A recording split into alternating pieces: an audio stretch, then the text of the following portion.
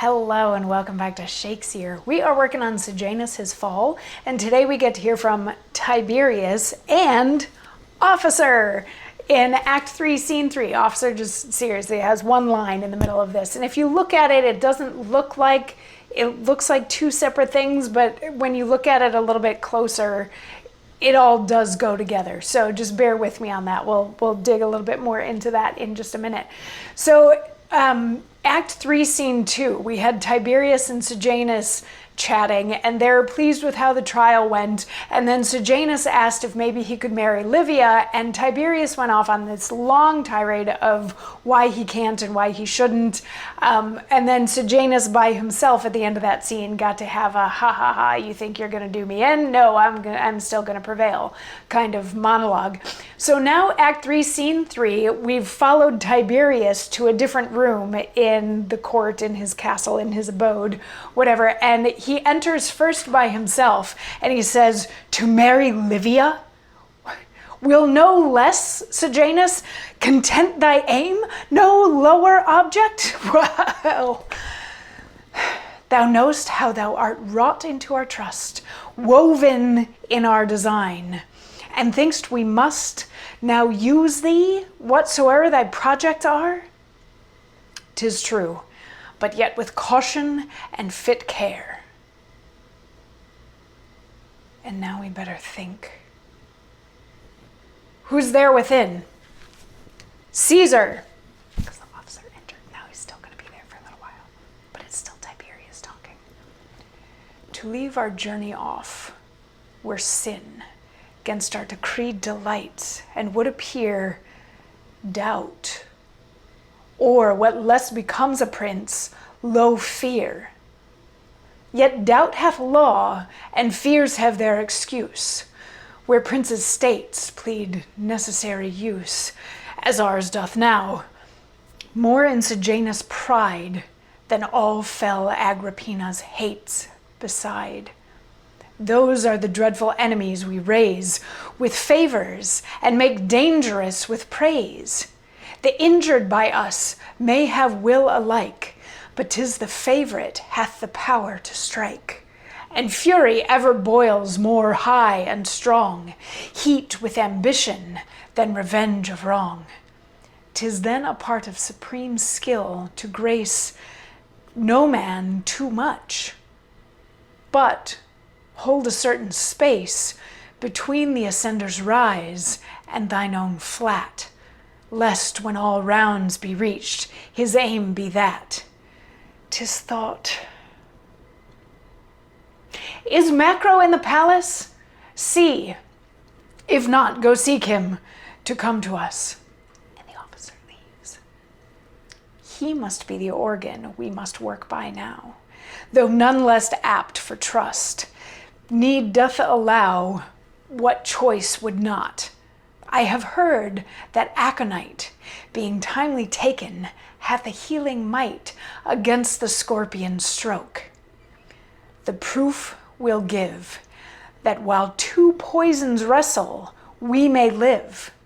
He hath a spirit too working to be used, but to encounter of his like excused are wiser sovereigns then, that raise one ill against another, and both safely kill.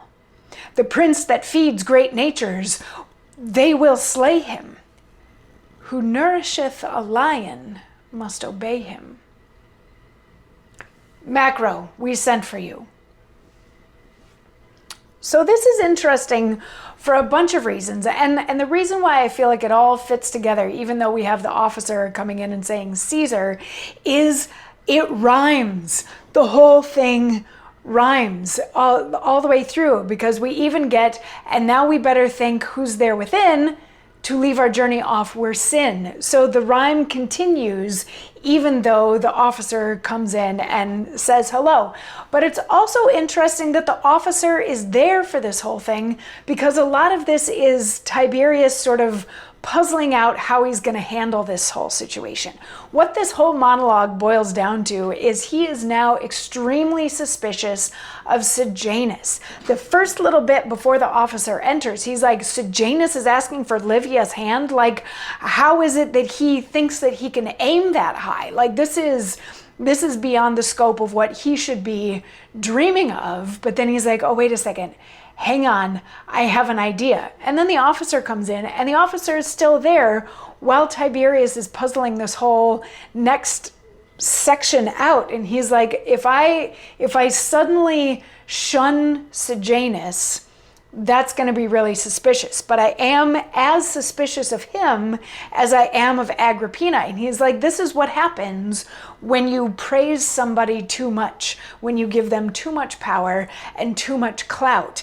They start to believe it. So if anybody's going to come for me, it's going to be Sejanus. He's like, it's hard to get that balance right of trusting people enough so that they can be your second in command, but not giving them so much power that they then overtake you. And then he gets an idea, and he calls for Macro, who's another sycophant in the court that does whatever Sejanus wants. We haven't met him yet, but we will very shortly.